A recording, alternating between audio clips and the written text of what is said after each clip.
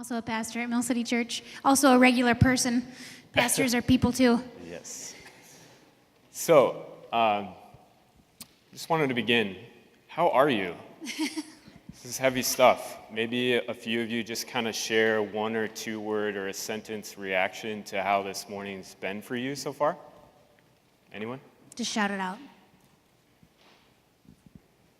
Yeah. Depressing, did you say?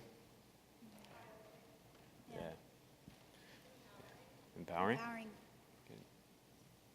Very cool. Yeah, I remember the first time I was in your seats coming to one of these seminars like this, and I felt paralyzed, maybe was the word. I just thought to myself, what can ordinary people do? It seemed like it was, I should go get a law degree or something like that to enact real change. And I think there was some sort of transition after coming to these where I began to believe that ordinary people can make a difference. And I think that started with the fact that God cares most about this issue. And God is doing stuff in our city to change this. And he's inviting the church to participate with him.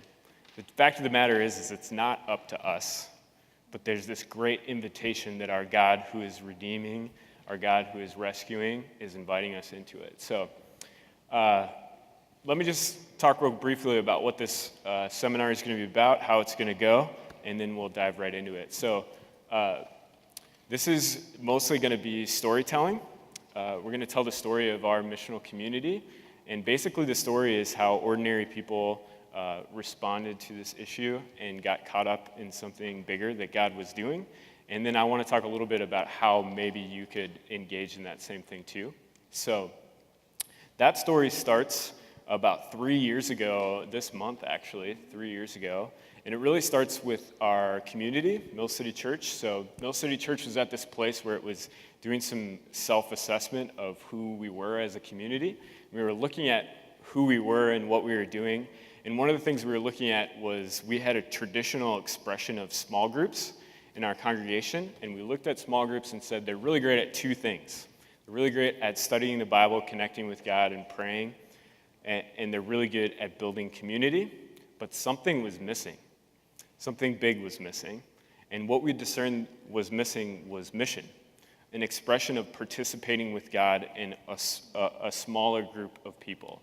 So we began exploring vehicles, different ways that we could be different groups together. And we landed on missional communities. And missional communities are extended family-sized groups of people who participate with what God is doing in their community or ask, how is God working and how can I respond? So in an essence, there's a third piece of missional communities that's missing in small groups, and that's mission. So missional communities are gathered around specific missions that group of people feels called to engage. And usually missional communities can be anywhere from 12 people to 32 people. The number doesn't matter so much as the mission and consistently engaging in that. So real practically, missional communities at Mill City anyways, they're called different things in different congregations. Some congregations call them micro-churches. We've seen that in other things. We gather twice a month. One of our gatherings is to connect with God and each other. And the other gathering is to do whatever we can to fight human trafficking in Minneapolis. And over our 3-year journey of being a missional community together, that's brought us to a lot of different things. We've raised almost $11,000 for ministries in Minneapolis. We've done outreach on Lake Street, one of the highest areas of sex work here in Minneapolis. We've done all sorts of things, and God has brought us into places that us ordinary people, auditors, business leaders, moms, people who don't have law degrees, who aren't doing this full time, but are using the space that we already were using to gather and have community to participate in this issue.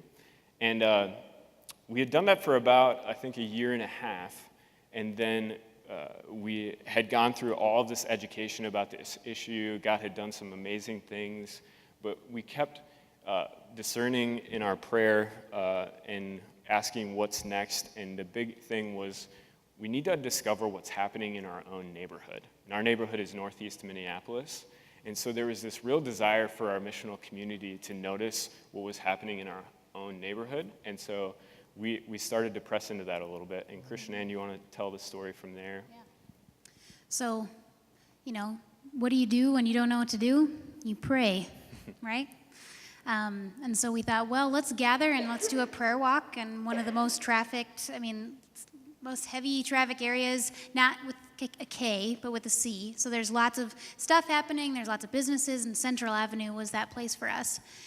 And a group of us, I think it literally was about 8 to 12 people that day. It was a May afternoon on a Sunday, and we just thought, well, let's pray, and we'll walk around, and we'll kind of say, God, show us if there's some weird stuff happening. Show us what you see.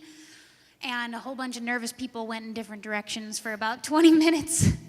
But that 20 minutes was really important. And it just shows the story that follows is that the woman who I was paired with, we went, and I had always sort of observed this one business that looked weird on that street. And I wondered why did it have shades on the front of the windows? Why did it look run down when the rest of the businesses around it were actually pretty well maintained? And so we went to that place, and it was called Central Sauna Bath.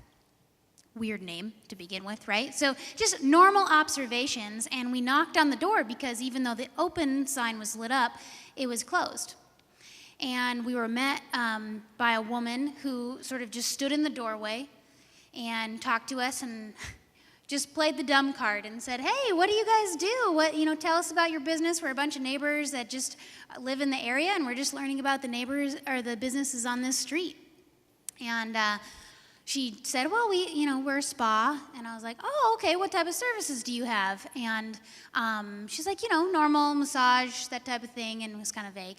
And I said, oh, okay, well, do you have like a card or something, or some sort of way if we wanted to sort of use those services? And she said, yeah. So she gives me this card, and we ended up looking it up because, all those signs, right? That's not a normal interaction with a business. Nobody stands in the door and says, no, basically you can't come in, non-verbally. Ironically, the police department was kitty corner from this business, about a block away. And so we went over there and told them about this, and they said, yeah, we've had our eye on it, but there's nothing really that we can do. And then through just wanting to learn more, we Google searched this business, we saw very explicit, very sad information on back pages on naughtyreviews.com, unfortunately, heartbreaking stuff. And we were able to learn that this time that God had led us to this business on a 20-minute prayer walk was exactly God's timing, because in the city of Minneapolis, an ordinance was trying to get passed to make massage establishments, bodywork establishments, legitimate businesses. Turns out you didn't have to have a business license to be a masseuse in the city of Minneapolis. It's actually very rare across the nation. And so this is one of the ways that the city was trying to fight this as well. And so this information that we had gathered, the observations, the everyday citizen observations that we had, that God had led us to, we were able to write those down. And that was evidence towards, making this say, this ordinance is worth passing because this stuff is happening. We were seeing terrible things written. Explicit things that I can't even really say. And what was so amazing is that we were able to be we kind of learned about the business here, or the hearings that were happening, and we were invited. And what was so cool was to see other people who practice massage, legitimate business owners there was like this many people in a hearing room at the city council, this place that we were invited to go and testify. And there's probably 40 masseuses that were saying, we want to have a business license because we don't want this type of stuff to be happening in our field, right? And the one business that had objected to this license was Central Sauna and Bath. And we were able to, and they said, anyone else want to say anything? So I went up and was like, yeah, we saw weird stuff. I mean, I don't know what to say, right? And so in the city council, we got to see what was so cool, this ordinance get passed. And so now you have to have a business license. And we were a part of writing, this evidence. We went and did prayer walks. We did this is our neighborhood, so we care. We care what type of businesses are in our neighborhood. So whether it be sort of just regular people observations, or us sitting out and kind of watching this place for like 4 hours and trading off, kind of like an everyday stakeout type of thing, we were able to tell the truth. And so it took about a year for this ordinance to get into place. And now there are over 200 businesses, massage businesses, that are licensed, and they have asked 30 to close in the city of Minneapolis. That is God, right? That is God. And we were a small piece of that. We were able to voice and say, yes, this is happening in massage parlors.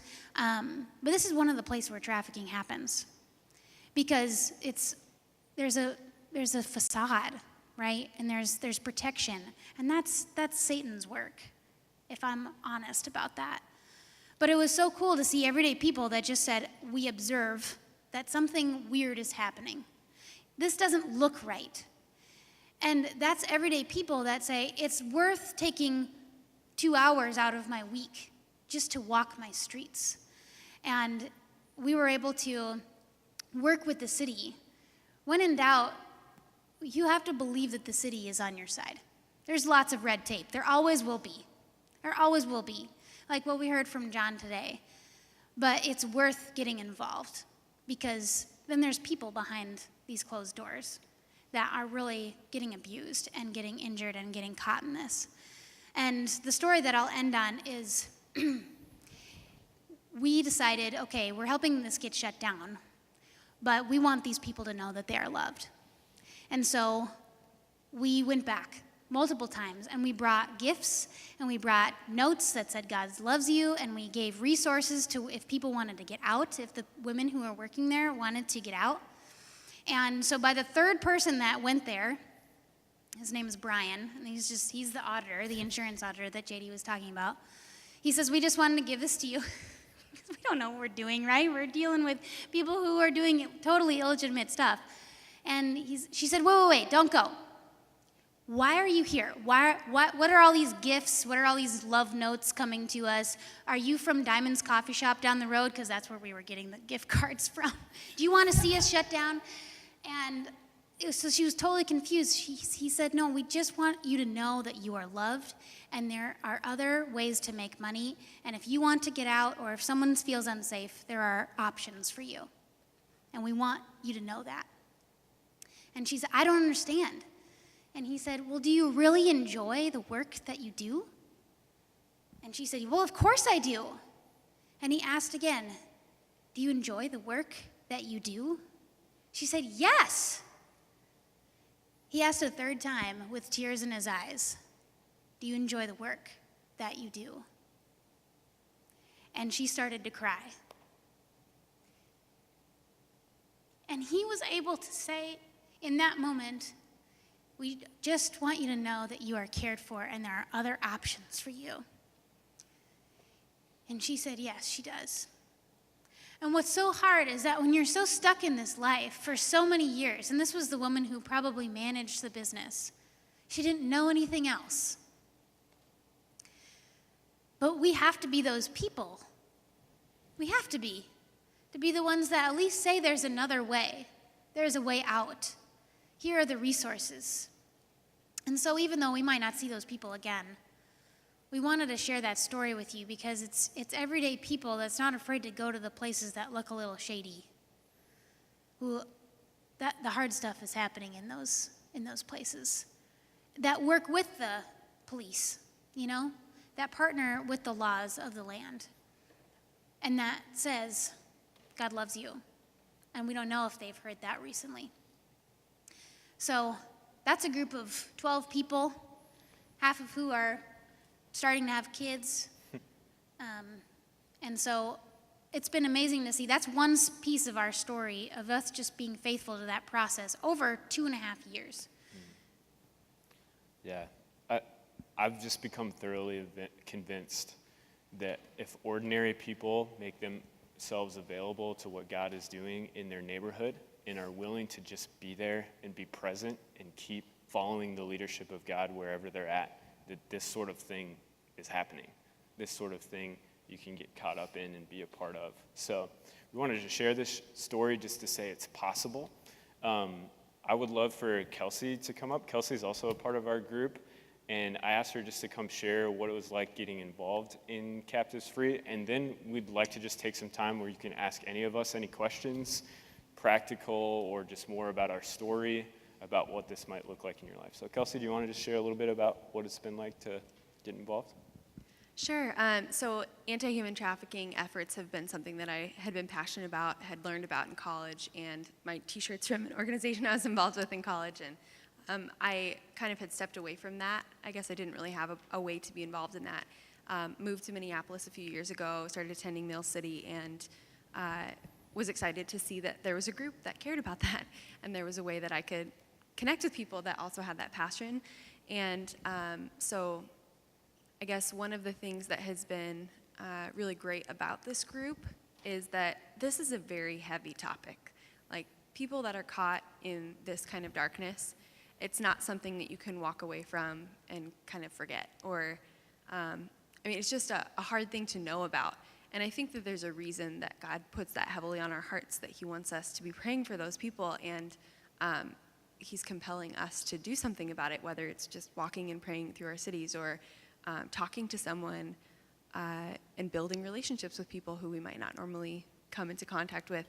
But what's been great about this group for me, I know, is that we have sort of a rhythm to our gatherings. So yes, we care very much about this cause and about the people who are caught in these situations, but we can't just always be going and doing. And so we have a rhythm to all of our missional communities at Mill City, and so there's an up, in, and out sort of rhythm to things. So we do have this outreach, but we also are spending time together and just supporting each other in what's happening in our lives. And we're also spending time just with God, you know, with each other, and seeking what God would have to say to us. Because, yeah, I mean, we can't just get caught up in activism and miss what God's trying to speak into our lives about it. And we can't get so caught up in what's happening that we lose our groundedness. And so that's been really great to be able to have kind of a balance in how we engage and coming into this together. And yes, we talk about these things that are very important, but we also talk about how was your week and what was stressful, and, you know, and look at the scriptures. And so I appreciate that. Yeah, we've been able to do some crazy things participating with God, but it kind of feels like a family now after 3 years, and that's just the joy of doing this. So I want to open it for questions. Any question goes? Yes? I'd like to hear more about prayer walking, because we're starting this in a Great. church with a prayer group that is one block through our town. Yep. So, did you say it's going to Yep. Just Yeah. repeat the question for the... Yeah, so she was asking, like, how do you do this prayer walking, and just some of the details, some of the logistics around that. Yeah, 2 by 2. Luke 10, if you read through Luke 10, it says, go out 2 by 2 into these places and see if there is peace there. You're just looking and observing. I mean, God gave us 5 senses for a reason, right? Like, when you prayer walk, keep your eyes open, you know? Like, what do you see? What do you smell? That was why I asked for a business card. Ask them questions, and it's okay to be curious. It's okay to be curious. And, you know, if there's something that looks run down or looks awkward or strange, write that down. We would always go out, and we always come back and meet up, and we discuss. What did you see? What did you sense? Was there something strange? What are some of the people that you interacted with that were really positive interactions? I mean, part of it is just knowing your city. Knowing the resources in your city. That was part of our journey is, let's go over to the police office that's right across the street. So it would be in the daylight, and part of it is finding also when. So when we would go on Lake Street, we would go on Sunday afternoons. It's really not the best time to go if you're trying to observe trafficking that's happening. That at 5:30 on a Sunday, not a whole lot happening, but maybe if you go on a Friday afternoon when the weekend's starting, that type of thing. So I think it is trial and error, especially when you're starting out and doing these prayer walks, it's trial and error. So I think that's a great question. Yeah, go ahead. Mm-hmm. Only the city. It's Minneapolis. No, it is just massage. I think nail businesses actually have to have a business license. I'm not like 100% sure on that, but the city of Minneapolis requires massage licenses now, but it is in the city center. If you were to go to Anoka, you wouldn't necessarily have to have a business license. Probably time for one more question before lunch comes. This went really fast. So you were talking about background on how you guys were just sensing that you needed to do something a little different. Mm-hmm. Was there vision casting involved in that, or was it more just praying, listening, and like how did you get on that trajectory? Yeah, so the what I would call as vehicle of missional community was explored and then tried by our leaders. And Captives Free was one of the first missional communities that started. So our leadership went before and tried it out. But as far as discerning the mission of that group of people, we really put it in the hands of the people to pray and discern what God's calling them to participate in.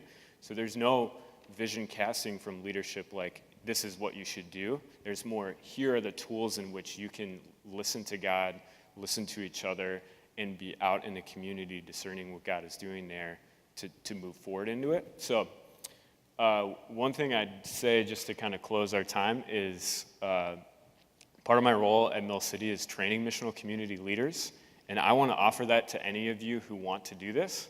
If you want to talk to me, come get my card, come get Christian Ann's card. We want to come alongside you in having a further conversation about what this looks like in your context, giving you resources, coaching you through what this looks like for a congregational level if you're interested in that boring conversation, or on the practical level, what it just means for you. Say if you have a small group and a few of you are passionate about this, what it would look like to incorporate some of this in the rhythm of your gatherings. So I think that's the time we have. They're going to have food ready in 5 minutes. So And we could be first then, right? Yeah. I mean, what a thought. Well, thanks so much for chatting with us. And yeah, feel free to, we'll have a table down there where we'll actually have missional community resources, or if you want to come to one of our gatherings, we're starting to do street outreach, not street outreach. We got trained recently to do club outreach, so going into strip clubs, and a lot of the women there get caught in this as well, and get held there sort of because of lots of different circumstances. So we've learned about that, and we'll have a place where if you're interested in sort of getting in touch with us, you can write down your contact information and let us know.